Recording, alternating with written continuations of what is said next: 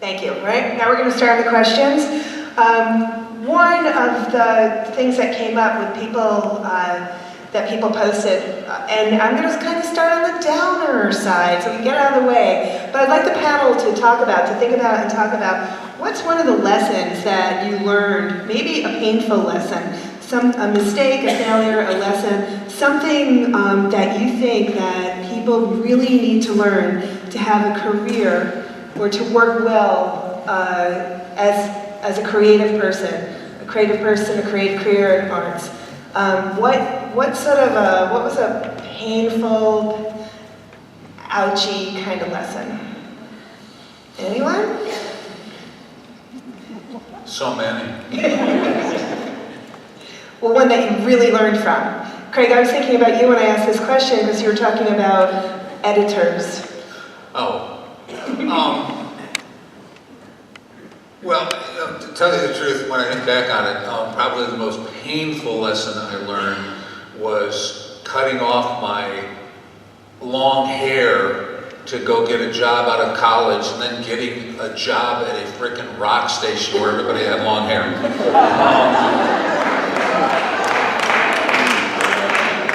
But when I got into this business of radio, and that was my first writing job, I did not work at college radio. I was a big-time student. I literally did take the entrance exam for the LSAT. I took the LSATs, the law school entrance exams, and the morning after I did a gig somewhere at a bar with a lot of drunken people.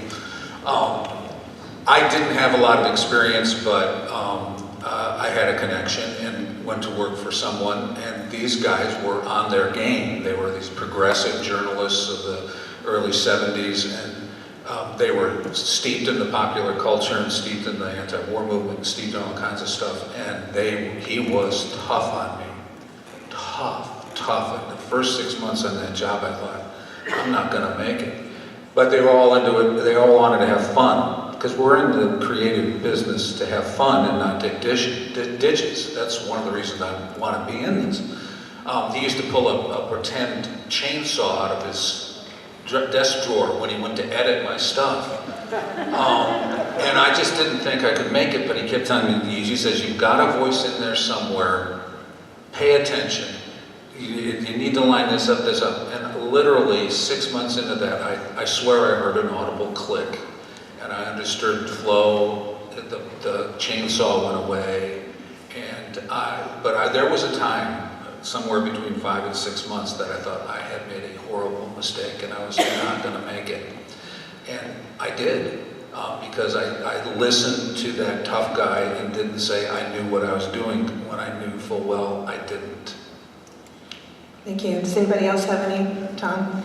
I'd say one of the most painful things I've had to watch is when you have an artist or a group of artists, as in a band, that are extremely talented and extremely creative, but just don't grasp the business side of things. And I admit that there are some people who have difficulty wearing the creative hat and the business hat at the same time.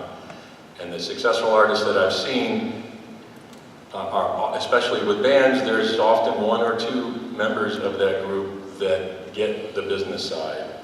And the smart thing to do is to let them handle that and maintain the creative side as well. But I think that's one of the hardest lessons I've seen artists, that, they get really frustrated because they're putting out great material and they don't know what to do with it, and they just don't understand the business side. I would really like to agree with that. One of the things I took all my business courses at Eckerd. I was really proud of that. I only have 4 more courses to go until I graduate, which God only knows when that'll be. But I take it at my own pace, I guess.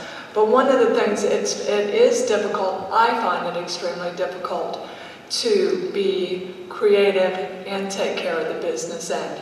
And what I see with a lot of artists that I deal with is they are so creative that they think that's all they need to succeed.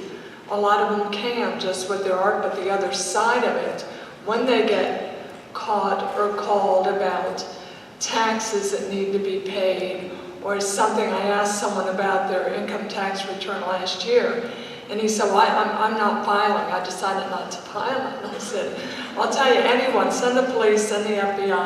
I don't care who you send to my house. Don't send the IRS. You've got to talk to somebody to have some understanding of what you need to do. And there are a lot of free educational offerings out there, especially with the City of St. Pete at the Greenhouse. And the more I talk to artists and say, even if you don't know anything, even if you don't think you're going to run your own business, which you really are, you need to go to like the Greenhouse and take some of the courses. And not only find out how you can maintain a business, but learn marketing skills. Learn how to hire someone else that'll do it for you. Or get a bookkeeper that's a really good friend. Anything like that will help you, but the business side is very important.